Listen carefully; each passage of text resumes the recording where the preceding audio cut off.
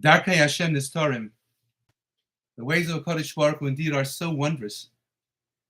Today, Tuesday, the 28th of Teves, was the yahrzeit of my beloved mother-in-law, Aleh Hashalom, Rabbi Simchana Weinberg, Aleh Hashalom. And I spent time today working on something for the Parsha weekly video, and nothing resonated with me. And then I went to shul to daven mincha, and before mincha, yet on her yahrzeit, I heard someone say over a vart on this forthcoming week's sedra in the name of my Shver Zatzal, the Rosh Yeshiva, Zecher Tzaddik Levracha, Rav Yaakov Weinberg. And I thought to myself, what better way to commemorate the yahrzeit of my mother-in-law, Aleh Hashalom, than to say something over in the name of the person who was so beloved to her and whom she revered so greatly. The Rosh Yeshiva asked, looking at this week's Seder of VaEira, we have the beginning of the Makos, and constantly Paro was unwilling, no matter how greatly he and his people suffered, and how afraid they were, and how bested they had been by Moshe Rabbeinu. And no matter, even if he had said that he would let Klal Yisrael go, he constantly reneges. And my Shver Zatzal asked the question that the Rishonim deal with, namely, how does one properly understand the fact that ultimately the Psukim tell us, following the Makkah of Shechem, Vayachazek Adonai Yaslev Paro, that HaKadosh Baruch Hu hardened the heart of Paro, not Vayachazak Lev Paro, not that Paro hardened his own heart, but HaKadosh Baruch Hu hardened the heart of Paro. Below Shema Aleim, and he did not listen to them, to Moshe and Aharon. Kasher Dibra Adonai El Moshe, just as the HaKadosh Baruch Hu had previously informed Moshe Rabbeinu. Where's the fairness? Everyone is supposed to have Bechira Chavshis, freedom of will.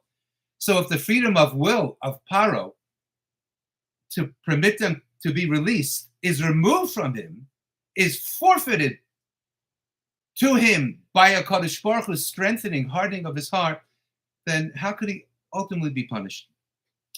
And the Rosh Yeshiva Mashver answered as follows. He said, it's interesting, when you look at the Psukim, the very first time that Moshe Rabbeinu comes to Paro with the command of HaKadosh Baruch Hu for the release of Klal Yisrael, what is Paro's reaction to that command? Vayomer Paro said, Mi Adonai asher eshma b'kolo.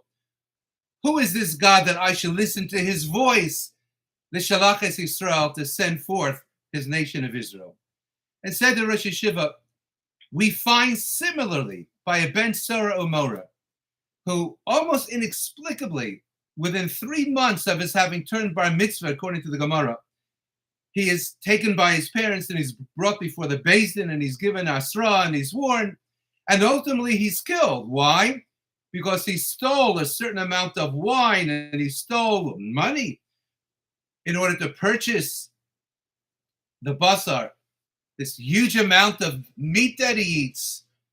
And because Chazal understood that if he's already such a gluttonous son at the age of 13, within 3 months, then ultimately he'll take to the highway and he will claim the life of another. So Mutov, it's better that he forfeit his life at this point rather than end up taking the life of another later on. And look how he'll be sentenced in Shemayim Shemala. Said my Shver Zatzal, we're going to kill him now because of his actions. He's gluttonous, he's stealing from his father, but that's not punishable by a capital punishment. Said my Shver, says the Apostle, Ki yihyeh le'ish ben Sora umora, einedu shomea b'kol aviv v'kol imo. When a child rejects the voice of his mother and his father, when a person rejects listening to the voice of authority, be it a child of his parents' authority or Paro, Mi Hashem asher eshma b'kolo, the authority of God. When a person says to himself, why this external force, whether it be my parents or it be God, why they're trying to take away my freedom of choice. I'm not going to listen to my father, what he has to say. I'm not going to listen to my mother, what she has to say. I'm not going to listen to Moshe and Aaron speaking in the name of God. That authority, to listen to him would mean the abdication and forfeit of my freedom of choice. Explain the Rosh Hashiva. The mechanism of freedom's forfeit is the rejection of authority. And when one rejects authority, then not only has one rejected the authority of a parent or God, and a parent, all of us know, when one is young, is the substitute of God for a child.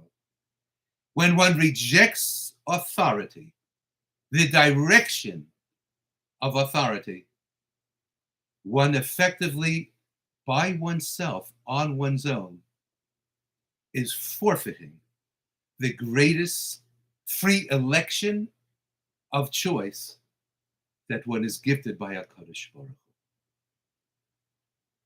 That's what's going on in the Sedra. That's how we are to understand, in one of the most grandest of forms, the understanding and interpretation of HaKadosh Baruch Hu's hardening the heart of Paro. God hardened it.